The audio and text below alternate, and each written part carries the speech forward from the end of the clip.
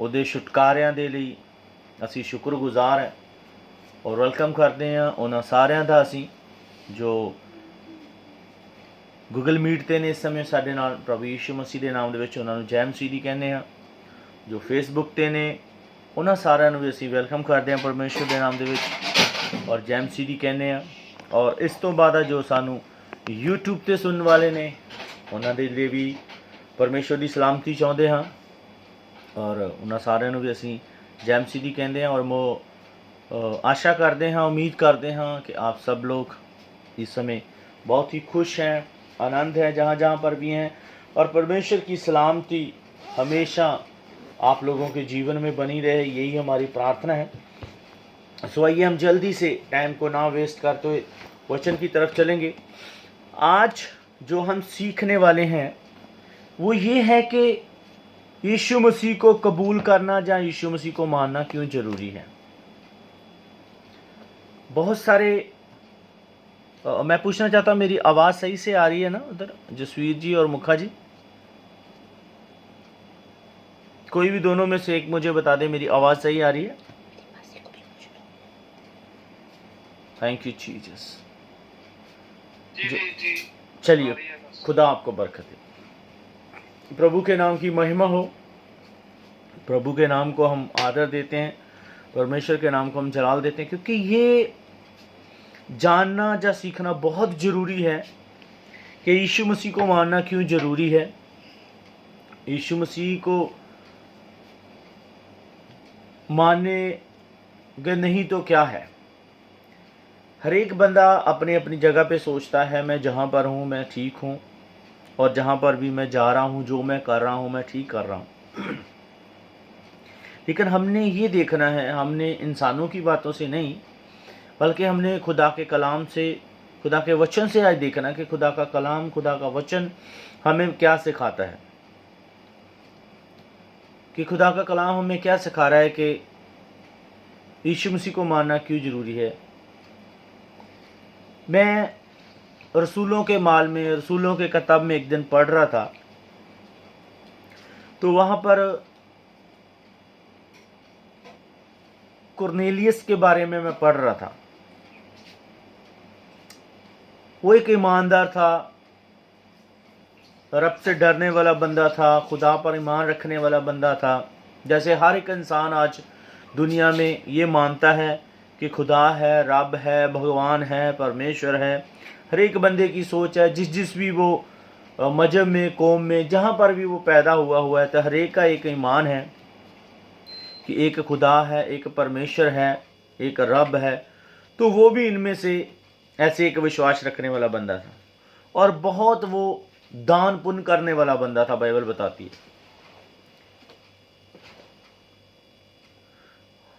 और क्या हुआ, एक दिन खुदा के फरिश्ते ने उससे बात की और उससे बताया गया कि बाकी सब कुछ ठीक है, तू दान पुण्य कर रहा है, सब कुछ ठीक है, तेरे दान पुण्य भक्ति तेरी ये जो है सिर्फ खुदा के हजूर में सिर्फ इसलिए रखी गई है उनको याद करने के लिए। लेकिन आपका दान, आपका पुण्य, आपकी भक्ति, आपके तरीके से आप जो चल रहे हैं वो आपको छुटकारा नहीं दे सकती, वो आपको उधार नहीं दे सकती, वो आपको हमेशा का जीवन नहीं दे सकती। और फिर क्या हुआ कि खुदा के फरिश्ते ने जैसे उससे बात की तो खुदा के फरिश्ते ने उसे बताया कि इस जगह पर अपने लोगों को भेज ताकि वो जाएं और इस जगह पर मेरा बंदा है, उसे बुलाएं, वो आए और आके आपको क्या करे, वो सुसमाचार सुनाए। और जब वो खुदा के बंदा वहाँ पर गया, उसने जाके वहाँ पर जब उसे सुसमाचार सुनाया तो वचन कहता है उस पूरे घराने ने विश्वास किया, सुसमाचार को सुना, ईमान लेके आए और ईमान लेके आने के बाद उनके बपतिस्मा दिया गया। और कलाम लिखता है कि उनके जीवन में उधार आया, छुटकारा आया, सल्वेशन आया उनके जीवन में। नहीं तो सोचा था ये वो बहुत ही ईमानदार बंदा था, बहुत ही खुदा का, रब का डर रखने वाला बंदा था, और प्लस वो बहुत ही दान पुण्य करने वाला बंदा था, और बहुत अच्छा रिच बंदा था वो। लेकिन उसका पैसा, उसका दान पुण्य, उसकी अपने तरीके की हुई भक्ति उसे उद्धार नहीं दे सकी, उसे छुटकारा नहीं दे सकी। छुटकारा उसका तभी हुआ जब उसने अपना ईमान यीशु मसीह के ऊपर लेके आया, अपना विश्वास यीशु मसीह के ऊपर लेके आया। जब उसने सुसमाचार सुना, सुसमाचार सुनने के बाद ही उसके जीवन में उद्धार आया। यीशु मसीह को कबूल करने के बाद ही उसके जीवन में उद्धार आया। इसलिए बहुत जरूरी है यीशु मसीह को मानना। तो आइए कुछ और भी हम कलाम में से देखेंगे रसूलों के किताब में चलेंगे, रसूलों के माल, प्रेरितों के काम, उसमें हम देखेंगे कि हमें खुदा का कलाम क्या बताता है। देखेंगे चैप्टर नंबर 4 उसकी 12 आयत को पढ़ेंगे। जी पहले उर्दू में पढ़ लेंगे हम शिवा के साथ। चैप्टर नंबर 4 उसकी 12 आयत मैं पढ़ने जा रही हूँ। अमाल की किताब में से चैप्टर 4 है, उसकी 12 आयत में यूं लिखा है, और किसी दूसरे के वसीला से नजात नहीं, क्योंकि आसमान के तले आदमियों को कोई दूसरा नाम नहीं बख्शा गया जिसके वसीला से हम नजात पा सकें। हालेलुया। कोई दूसरा नाम किनको नहीं बख्शा गया? आदमियों को, यानी इंसान को, मनुष्य को। किसी जानवर का नाम नहीं यहां पर लिया गया कि किसी जानवर को दूसरा कोई नाम नहीं बख्शा गया। आदमियों के लिए, आदमियों के बीच में, आदमियों के लिए, यानी कि हमारे उद्धार के लिए, आपके उद्धार के लिए, मेरे उद्धार के लिए, आपके छुटकारे के लिए, मेरे छुटकारे के लिए कोई दूसरा नाम नहीं बख्शा गया। वो एक ही नाम है केवल, उसका नाम है यीशु मसीह। तो आज हम सीख रहे हैं, आज का हमारा टॉपिक यही है कि यीशु मसीह को कबूल करना या यीशु मसीह को मानना क्यों जरूरी है। इसलिए मानना जरूरी है क्योंकि यीशु मसीह के बिना कोई दूसरा नाम ही हमें बख्शा नहीं गया, नाम ही हमें दिया नहीं गया जिससे हम उद्धार पा सकते हैं। ये हिंदी में एक बार पढ़ते हैं, किसी दूसरे के द्वारा उद्धार नहीं है, यानी किसी दूसरे के द्वारा छुटकारा नहीं है। किसी दूसरे के द्वारा आपके लिए छुटकारा आपको किस चीज के लिए चाहिए? सबसे पहले आपको जानना ये जरूरी है कि छुटकारा है क्या।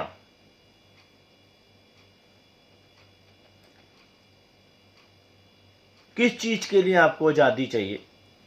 आपके पास घर है, बीवी है, बच्चे हैं, घर है, अच्छा परिवार है आपके पास, आपकी जरूरत की सारी चीजें हैं,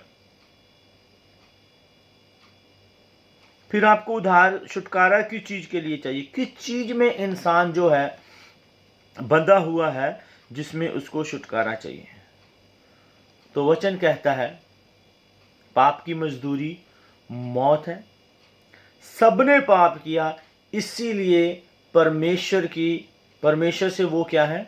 दूर है। उसकी कुदरत से, उसकी आशीषों से, उसकी बरकतों से, उसके रहम से, उसके फजल से हम क्या हैं? दूर है। तो इन्हीं चीजों में इंसान जो है पाप की वजह से वो बंधा हुआ है, और पाप से छुटकारा पाने के लिए उसे उद्धार की जरूरत है। पाप में बंधा हुआ है, पाप से छूटने के लिए उसको यीशु मसीह को मानना जरूरी है। पाप से छूटने के लिए ही उसको एक उद्धार शब्द की जरूरत है। उसकी जिंदगी में ये उद्धार आना बहुत जरूरी है। जो पाप है वो आपको परमेश्वर से दूर करता है। आप जिन चीजों के हकदार होते हैं उन चीजों से आपको दूर करता है। पाप जो है आपको इस धरती में रहते हुए भी दुखों में और परेशानियों में फंसा के रखता है, और मरने के बाद भी आगे आपके लिए यही सेम जिंदगी चलने वाली है कि आपने नरक की आग में जलना है। जैसे यहाँ पर दुखों में सहन कर रहे हैं, वहां पर भी आपके लिए वो सेम चीजें तैयार रहती हैं। तो इसलिए बहुत जरूरी है कि हम उद्धार में आ जाएं, छुटकारे में, क्योंकि अगर हम इसके अपोजिट चीज को देखने चलेंगे तो वो बहुत लंबा चला जाएगा। कभी फिर परमेश्वर ने चाहा तो हम इस चीज को रिपीट करेंगे कि उद्धार चाहिए किस चीजों से? किन चीजों में इंसान जो फंसा हुआ है उसे उद्धार की जरूरत है। लेकिन यहां पर हमें खुदा का कलाम कहता है,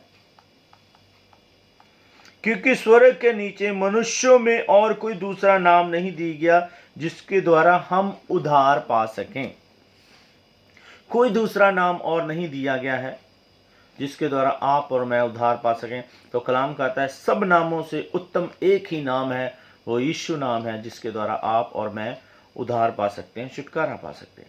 आइए देखेंगे हम यूहन्ना की किताब, पहला यूहन्ना, पत्रियों में चलेंगे, यूहन्ना का खत जिसे कहते हैं, उसमें हम चलेंगे। चैप्टर नंबर उसका 5 है जी, पहला खत, चैप्टर नंबर 5 उसकी भी 12 आयत पढ़ेंगे।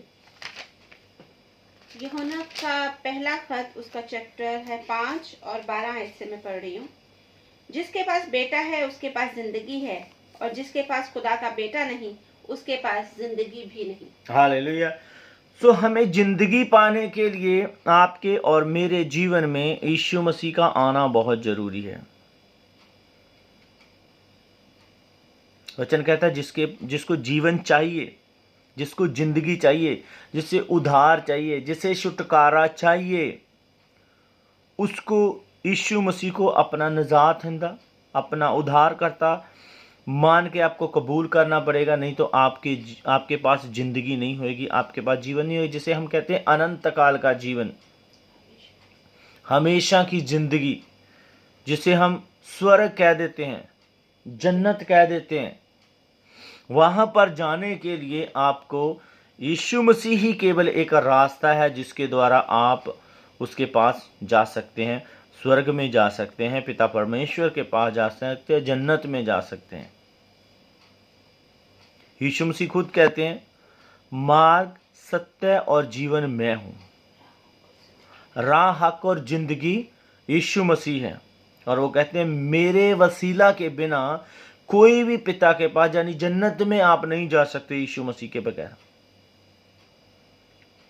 आप जन्नत में जाना चाहते हैं, आप स्वर्ग में जाना चाहते हैं, आप हमेशा का जीवन पाना चाहते हैं, तो आपको यीशु मसीह को कबूल करना पड़ेगा। आज का हमारा टॉपिक भी यही है, क्यों कबूल करना चाहिए हमें यीशु मसीह को, या क्यों मानना जरूरी है यीशु मसीह को। यीशु मसीह को इसलिए मानना जरूरी है क्योंकि आपको मेरे को जीवन चाहिए, उद्धार चाहिए, छुटकारा चाहिए, स्वर्ग में जाना है हमें, जन्नत में जाना है हमें। तो वचन कहता है जिसके पास बेटा है, बेटा कौन है? यीशु मसीह। जिसके पास बेटा है उसके पास जिंदगी है।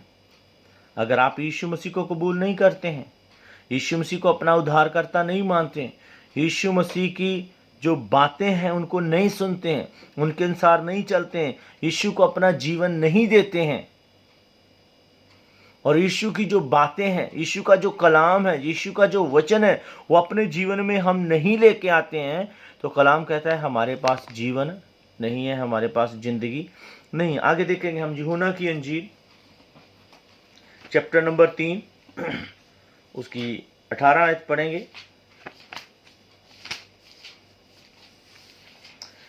Thank you Jesus. तो जिंदगी पाने के लिए, उद्धार पाने के लिए आपको मेरे को यीशु के पास आना बहुत जरूरी है। यूहन्ना की अंजील उसका बाब है 3 और 18 आयत में पढ़ने जा रही हूँ। जो उस पर ईमान लाता है उस पर सजा का हुक्म नहीं होता, जो उस पर ईमान नहीं लाता उस पर सजा का हुक्म हो चुका, इसलिए कि वो खुदा के इकलौते बेटे के नाम पर ईमान नहीं लाया। हालेलुया। इसलिए कि वो खुदा के इकलौते बेटे पर ईमान नहीं लाया। बहुत सारे लोग तकरीबन हर मजहब में, हर धर्म में आपको ये सुनने को मिलता है, आप पढ़ते हैं, अक्सर लोगों से सुनते हैं कि मरने के बाद एक ज़िंदगी है। सब कहते हैं कि मरने के बाद हिसाब होना है। सब कहते हैं एक स्वर्ग है, एक नरक है। इस चीज़ को मानते हैं लोग, समझते हैं। जब आप उनकी धार्मिक बुक के बारे में पढ़ते हैं या सुनते हैं किसी से, तो वो भी ये ईमान रखते हैं कि एक स्वर्ग है, एक नरक है। मरने के बाद इंसान का इंसाफ होना है, मरने के बाद इंसान के लिए जो जगहें हैं मुकर्रर की गई, उसमें से एक जगह पर आपने जाना है। लेकिन यहाँ पर हमें खुदा कहता है, खुदा का कलाम हमें ये बताता है, अगर आप यीशु मसीह पर विश्वास रखते हैं, ईमान रखते हैं, तो आपको वो सजा नहीं मिलने वाली, यानी आपको नरक की आग में धकेला नहीं जाएगा, आपके ऊपर दंड की आज्ञा नहीं आने वाली। अक्सर हम क्या कहते हैं, ये बंदा लोगों का हक मार रहा है, ये बंदा लोगों के साथ गलत काम कर रहा है, ये लोगों के साथ गलत तरीके से पेश आ रहा है। कोई नहीं, एक दिन खुदा आपको देखेगा, आपको इसकी सजा जरूर मिलेगी। मैं ये नहीं कहना चाहता कि आप और मैं खुदा को मानते हैं तो हम गलत काम करेंगे तो हमारे ऊपर सजा नहीं आएगी, आएगी। ऑफ कोर्स गलत काम करने वालों को सजा मिलेगी, बट यीशु मसीह को कबूल करने से पहले आपके मेरे जीवन में जो कुछ भी हो गया है, उन चीजों से खुदा आपको मेरे को छुटकारा देगा। और उन गलतियों के द्वारा, उन गलत कामों के द्वारा, उन पापों के द्वारा आपके और मेरे जीवन में जो आने वाली अड़चनें होती हैं, जो मुश्किलें होती हैं, जो परेशानियां होती हैं, जो मुसीबतें हैं, जो दुख आने वाले हैं, खुदा आपको मेरे को उन चीजों से बचाएगा और अपने बेटे यीशु मसीह के लहू से धो के हमें पाप करेगा, हमें शुद्ध करेगा, ताकि जब न्यायों का दिन आए, जब हम उस लाइन में लगे हों जहां पर न्याय होना है लोगों का, तब हमारे ऊपर सजा नहीं सुनाई जाएगी, हमारे ऊपर दंड नहीं आएगा।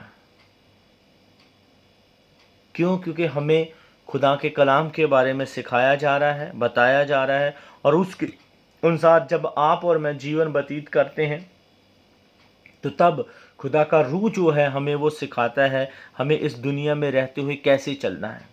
और जब हम वैसे चलते हैं, खुदा की इच्छा के अनुसार, खुदा की मर्जी के अनुसार जब हम चलते हैं, तो तब क्या होता है, हमें इस लायक बना दिया जाता है कि तब खुदा हमें कहे, आओ मेरे मुबारक लोगो, मेरे बेटे हो, मेरी बेटी हो, आओ मेरे साथ आके इधर क्या करो, बैठो।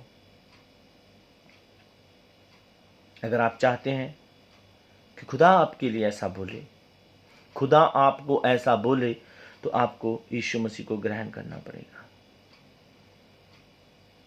आपको यीशु मसीह को कबूल करना पड़ेगा, आपको अपना जीवन यीशु मसीह को देना पड़ेगा, आपको वो सारी बातें समझनी पड़ेंगी, सुननी पड़ेंगी, माननी पड़ेंगी जो आपके लिए, मेरे उद्धार के लिए बहुत जरूरी है। तो कलाम कहता है, जिन्होंने उसको ग्रहण नहीं किया, जिन्होंने उस पर विश्वास नहीं लेके आए, वो उसके ऊपर दंड की आज्ञा हो चुकी है, वो ऑलरेडी दोषी ठहर चुका है। और आप और मैं अगर विश्वास नहीं लाएंगे तो वो दंड की आज्ञा हमारे ऊपर आ चुकी है। बहुत जरूरी है, सोचें, समझें, देखें अपनी लाइफ को कि हम कहां पर हैं, हम क्या कर रहे हैं। आपको मेरे को विश्वास में आना बहुत जरूरी है और यीशु मसीह को कबूल करना बहुत जरूरी है, यीशु मसीह को अपना जीवन देना बहुत जरूरी है। इसलिए कलाम कहता है, जो उस पर विश्वास रखता है उस पर दंड की आज्ञा नहीं, परंतु जो उस पर विश्वास नहीं करता वह दोषी ऑलरेडी ठहर चुका है। जो यीशु मसीह पर विश्वास नहीं करता वो दोषी ऑलरेडी ठहर चुका है, इसलिए कि उसने परमेश्वर के इकलौते पुत्र पर विश्वास नहीं किया।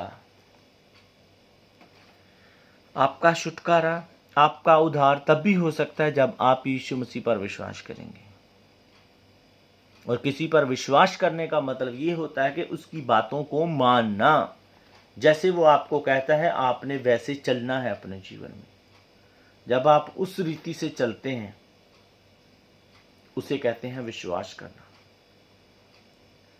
कल भी मैं कहीं गया था तो वहां पर मुझे 2 लोगों के बारे में पता चला, बाकी वो सब कुछ कर रहे हैं लेकिन वो बपतिस्मे की तरफ नहीं आ रहे। आगे उनके बच्चे भी बड़े हो गए हैं, शादियों के लायक हो गए हैं बच्चे उनके, लेकिन जब उनको बपतिस्मे के लिए कहते हैं, खुदा के एक खास वचन को, एक खास जो काम खुदा ने हमें बोला हुआ है, खास हुक्म जो बोला हुआ हमें खुदा ने, जब वो पूरा करने के लिए बात आती है तो वो लोग उस चीज़ को नहीं मानते। नहीं, अभी टाइम है, कर लेंगे, देखेंगे, अभी तो बहुत काम करने हैं, बच्चों की शादियां करनी हैं, ये बहुत तरह के बहाने मुझे कल उन लोगों के बारे में सुनने के लिए मिले। तो बहुत दुख होता है इस चीज़ का सुन के कि आप बाकी सब चीज़ों में आके हैं, दुनिया के हिसाब से सब चीज़ों में भाग भाग के काम कर रहे हैं, लेकिन जहाँ पर खुदा के लिए आपको काम करने की ज़रूरत है, खुदा की बात को मानना ज़रूरी है, ये दिखाना ज़रूरी है कि आपने उद्धार पा लिया है, आपने छुटकारा पा लिया है, आपको ये काम करना ज़रूरी है जिसका हुक्म खुदा ने आपको दिया है। आपके लिए वो पहला स्टेप है खुदा में चलने के लिए। आप वहाँ पर पीछे भागते हैं, और खुदा के कलाम में साफ साफ लिखा हुआ है, जो उसके मांस को नहीं खाता, उसके लहू को नहीं पीता, खुदा कहता है आखिरी दिनों में उसे मैं जिंदा नहीं उठाऊंगा। तो बिना बपतिस्मे के, बिना छुटकारे के, बिना उद्धार के, बिना विश्वास के आप प्रभु भोज में हाथ नहीं डाल सकते।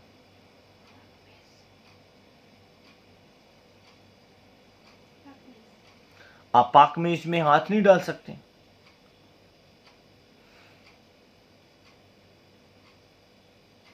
आप दुनिया के सारे काम पूरे कर लो, चर्च में वो सारे काम पूरे कर लो लोगों को दिखाने के लिए, लेकिन खुदा का जो काम करना आपके लिए जरूरी है, आप उसको नहीं कर रहे। खुदा के कलाम को आप नहीं मान रहे, खुदा के वचन को आप नहीं मान रहे,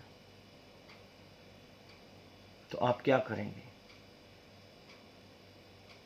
आप फिर जब खुदा लेने के लिए हमें आएगा, अगर आप ईमानदार हैं, आप विश्वासी हैं, उस समय सो चुके हैं खुदा में, आप कब्र में हैं, तो खुदा कहता है कब्रों में से आवाज के साथ उठा लिए जाएंगे।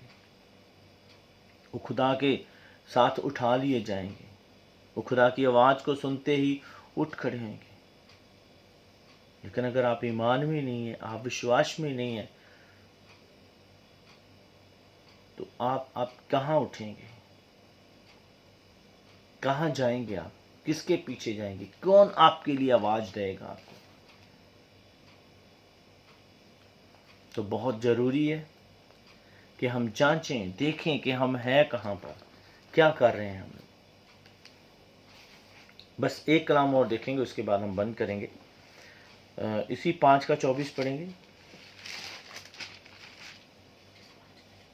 यूहन्ना 5:24 24। यूहन्ना की अंजील चैप्टर है उसका 5 और 24 आयत में पढ़ रही हूँ। मैं तुमसे सच कहता हूँ कि जो मेरा कलाम सुनता और मेरे पीछे और मेरे भेजने वाले का यकीन करता है, हमेशा की जिंदगी उसकी है और उस पर सजा का हुक्म नहीं होता, बल्कि वो मौत से निकलकर जिंदगी में दाखिल हो गया है। हालेलुया। यहाँ पर खुदा का कलाम कहता है, मैं तुमसे सच सच कहता हूँ। किसी चीज को 2 बार बोलना बहुत खास बात होती है। इसे हम वार्निंग लेते हैं, वार्निंग के तरीके से। एक चीज को रिपीट करना आपके लिए, मेरे लिए एक वार्निंग है।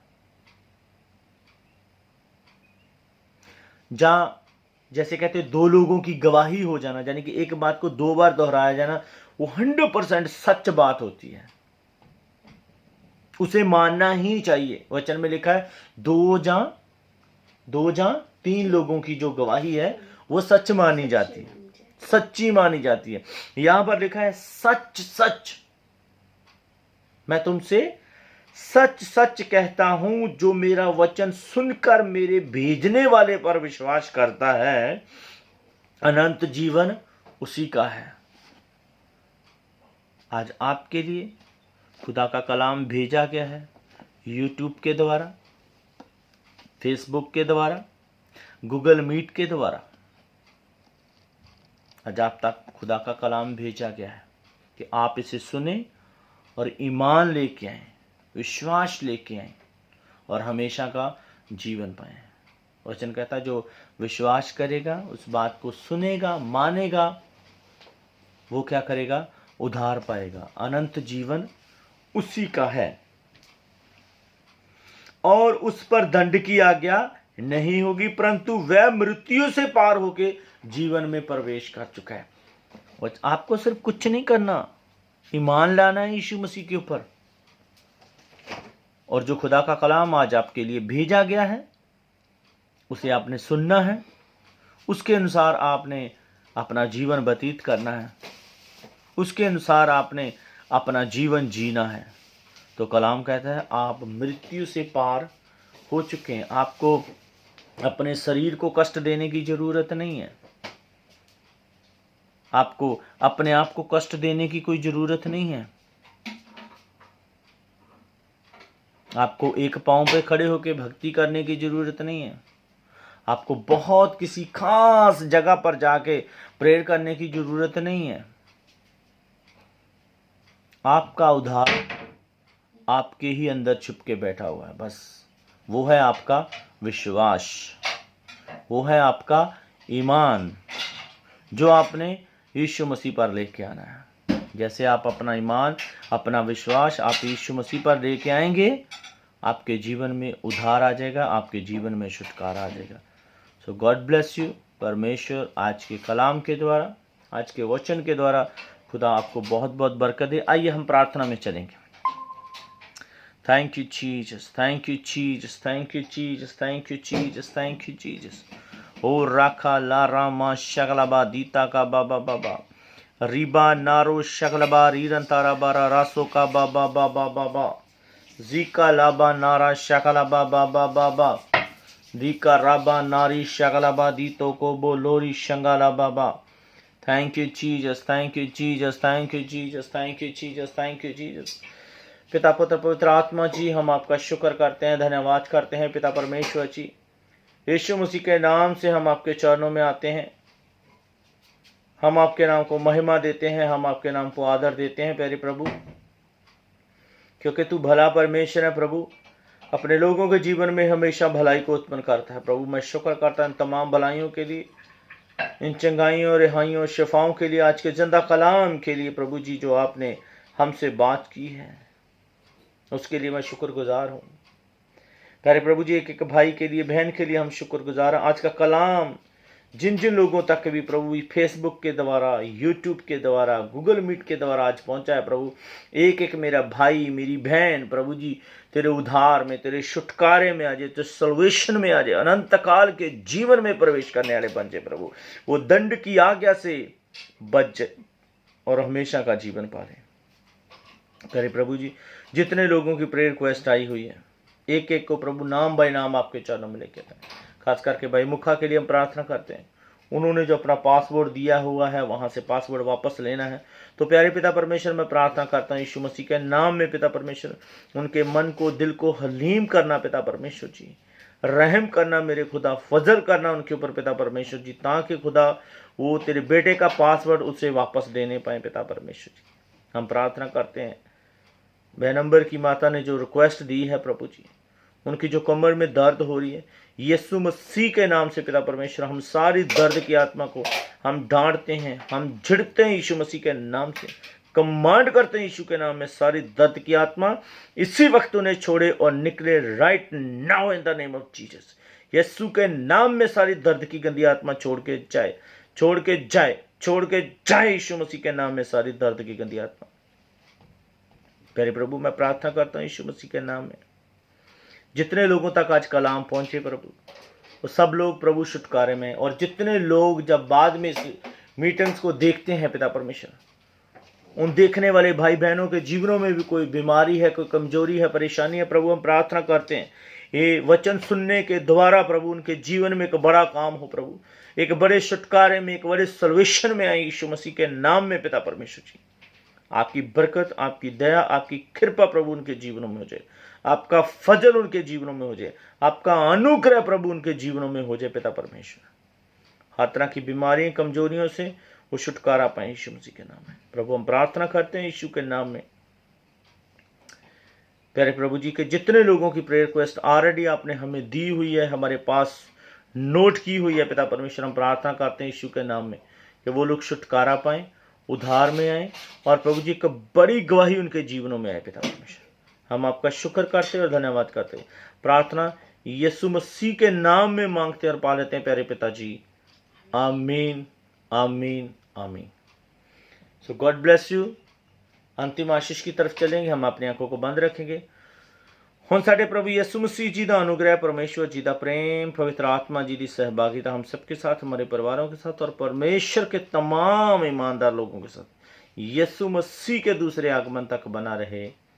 आमीन आमीन आमीन। सो गॉड ब्लेस यू। परमेश्वर आपको सबको बरकत दे। सो कल इसी तरह हम फिर दोबारा मिलेंगे परमेश्वर की हुजूरी में, परमेश्वर की प्रेजेंट में।